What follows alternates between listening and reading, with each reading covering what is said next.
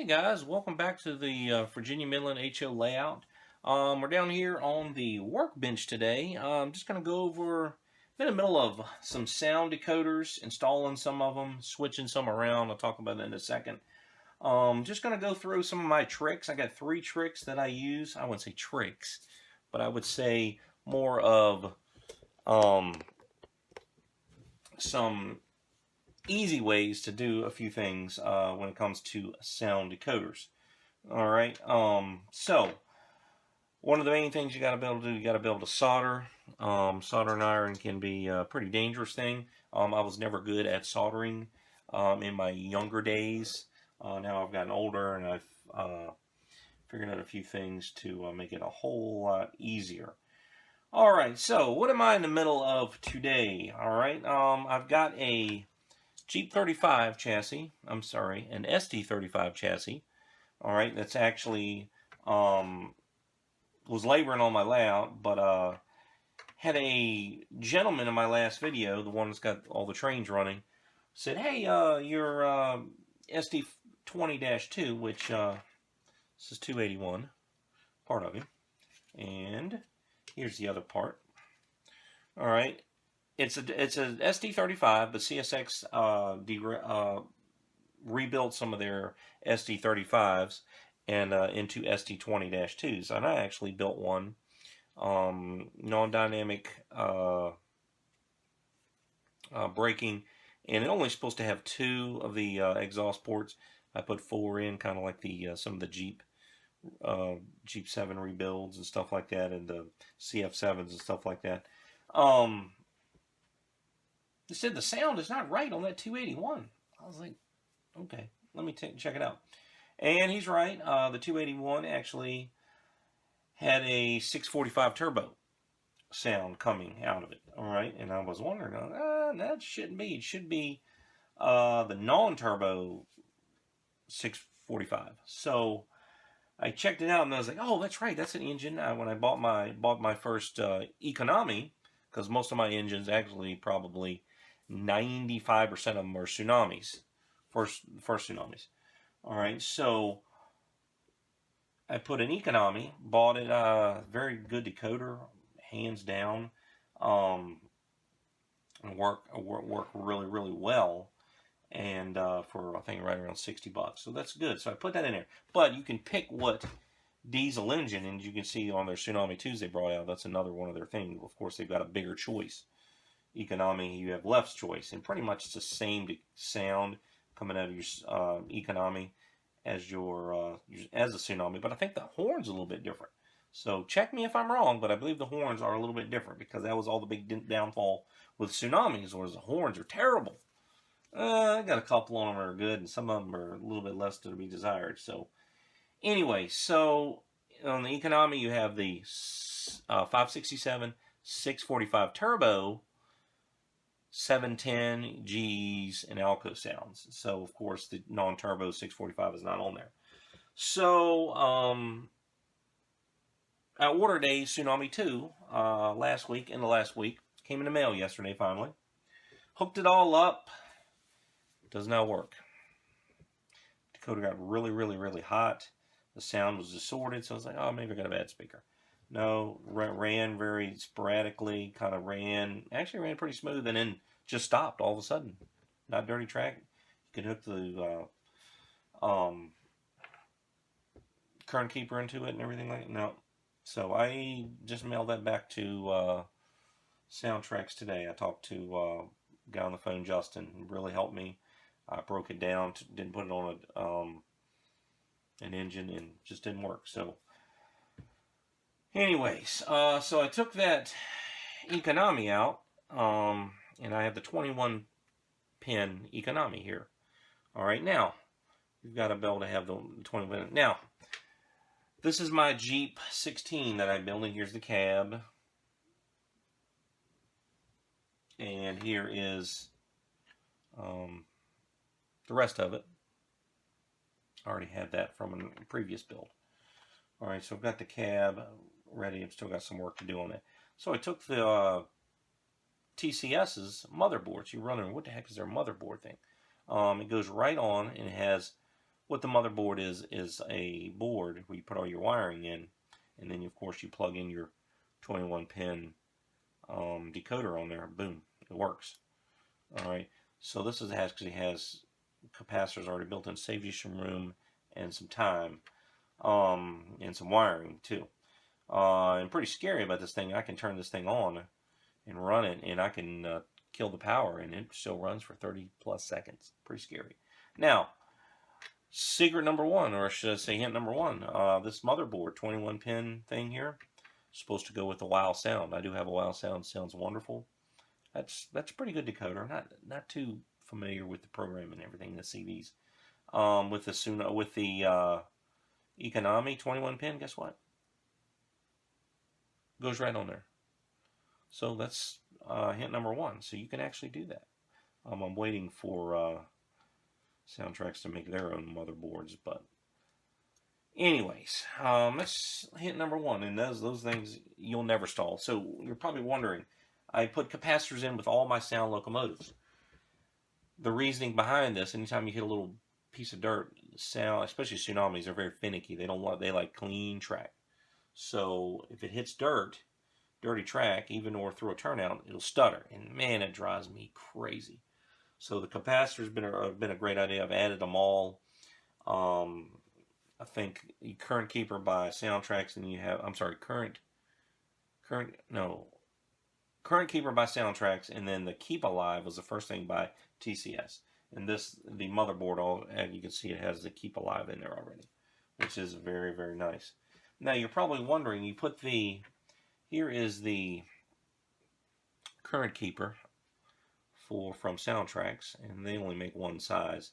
With the Keep Alive, they make a 6-second and a 10-second. And one of them's, I think the 10-second one's about that size. The other one's a little bit smaller for smaller applications. So, you're wondering, I was like, stick that under a hood, and then how do I put a nice speaker like this Railmaster, which Railmaster probably are the best speakers out that are built for this. So how do you put all of that under all the wiring and everything? So, kind of going away, especially applications that have barely any room in them, and I've been going to cell phone speakers. It's hint number two, tip number two. Get them on Railmaster, run you about 12 bucks. These run you, I can get about 6 or 7 of them. No, I'm sorry, about 5 or 6 of them for about 8 or 9 bucks. So they work very well. I've got some sound in the locomotive, and I'll show you this at the end of the video what they sound like. They sound phenomenal. This is what after you trim an arm off, see that arm sticking out right here, you trim that off, and they get like this. They got the tabs in there for your wiring and everything. Take a little piece of styrene, you put it up in there, you glue it to where you cut that part off. You can trim some of the other things off to make it smaller, and look how thin it is. You could actually put 2 in your locomotive if you wanted to, or wire them in parallel. So, Railmasters, they come in all shapes and sizes. I've got this one's from an 0-30 build that I did years ago. And another one. This is the size I use. I don't know what the number is. I can look real quick here. It is the 1436, DS 1436. All right, and this is probably the best size speaker for HO. In scale, you guys, I guess a lot of people go into the sugar cubes and stuff. I haven't used one of those yet. What I do with my Atlas, if you can see this Atlas, and most of my engines are Atlas, this weight actually goes up front. I usually leave that one in there. But I usually take the weight out of the back, or you can mill it down. But I don't have a milling machine. I've got a hacksaw out in the garage, and that's a lot of elbow grease. I'll just take the weight out and glue them to the top of the radiators, which I don't have this radiator done, but I glue it up in here, and it stays up in there pretty well. You can do double-sided tape, and it does a good job. Plus, you put your capacitor. Sometimes I put the speaker layer right on top of the decoder. Anyway, so I set this all up ready for that decoder install yesterday, and that was a total fiasco. That's my first sound decoder that I've ever had that went bad. So I've done dozens and dozens of installs. The first one I've ever had go bad. So that thing ran so hot. It was so hot you couldn't even touch it and burn your finger. I kid you not. I think I have a burn on my finger.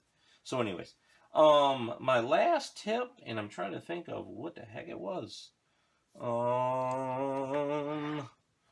can't think of it right now. So capacitors, speakers. Anyways, I guess it's not coming to me today. Anyway, so here's the workbench. Like I said, you got to know how to solder. Solder those connections better than little clips and stuff like that. Soldering iron, make sure you always unplug that when you leave the room. I'll wake up at 3 o'clock in the morning, like, did I turn my soldering iron off? Did I unplug it? It's just one of those things. I always come down here and double check. I have got up in the middle of the night and come down here and checked it. Kind of the same thing. And when I used to water my garden, I'd leave the sprinkler on, and I wake up at 2 o'clock in the morning. Oh, my sprinkler's on. Garden loves it. Your water bill, that I don't love that. So, anyways, I'll be working on that Jeep 16, putting that in. Hopefully, putting economy in there, like I said, and that will be that. But anyway, so stay tuned. I got another part coming up talking about scenery up here, and then I'll finish up and I'll show you some examples of what the cell phone speaker. Oh, last thing, LEDs. Now I couldn't think of what the heck I was thinking of. Now I do, and of course I cannot find the part I'm looking for. All right, let's talk about LEDs real quick. In the back of the your light enclosures, what I do when they go right in the back, especially for the Atlases, they go right in the back. What I do, I cut those with that hacksaw or X-Acto knife, or not a knife, but a saw, and I take I use 3mm LED bulbs, and you use a 1/8 inch drill bit and drill up in there. All right, and enough for that LED to slide right there. Put some super glue on it. Boom, it sticks right in there. See how that one's not even moving? I've got it all set. See, I've got it glued in there. And what happens, you take some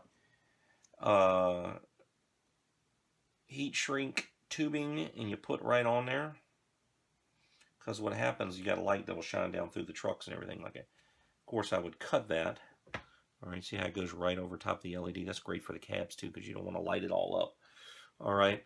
And you put that in there. Of course, you cut it and make your connections, everything. Don't forget resistors with LEDs. I know you guys can buy LEDs from some of the big model railroader names and stuff like that. Look online. I bought a pack of like 50 for like 20 bucks. And they're nice and bright too. I'll show some of those too at the end of the video. So anyway, so let's finish this part up. And we'll move on up there to my scenery in my corner. Alright guys, not using the tripod right now, but here's my corner. I use the pink foam, that's what's covered up under the rocks and everything, like I just got the house in there sitting. But this is my corner my cat destroyed, so I'm redoing it. Now, you're looking at the tan there and stuff like that, what the heck. It's probably going to be a little road, but I'm also got a little flat area in there with some trees and some brush and bushes and everything like that. I'm not situated on the house yet. I might move out a little bit. I might not have it there at all. But I think the rocks came out really well. I'm going to put some bushes, and of course I'm going to put trees in all around. As you can see, the hole that goes out to the helix.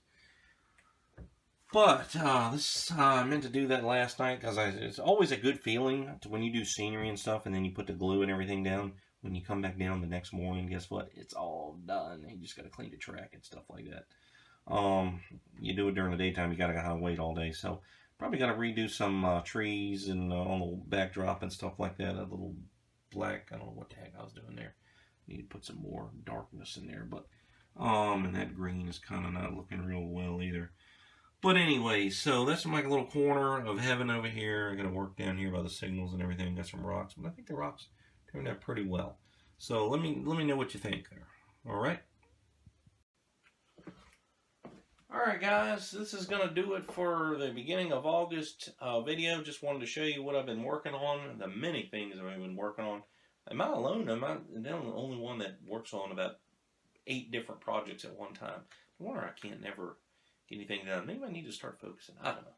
That's just me. That's just how I've always done it, and just kind of, you're at a point, you got to wait for some stuff. So, anyways, well, I got some decoder installs I'm dying to do, especially that Tsunami 2. So I'm gonna get on down here to the workbench and get it started. So I will have a video, hopefully, of that Tsunami install. But I'm going to show you the speakers, the difference between the iPhone and the Railmaster speakers. I'm going to do a comparison here in just a second, and I will show you those LEDs that I've got.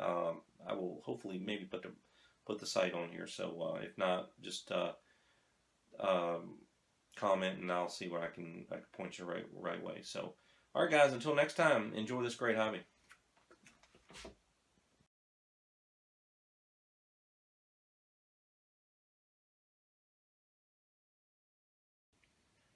All right, here is an example of cell phone speaker.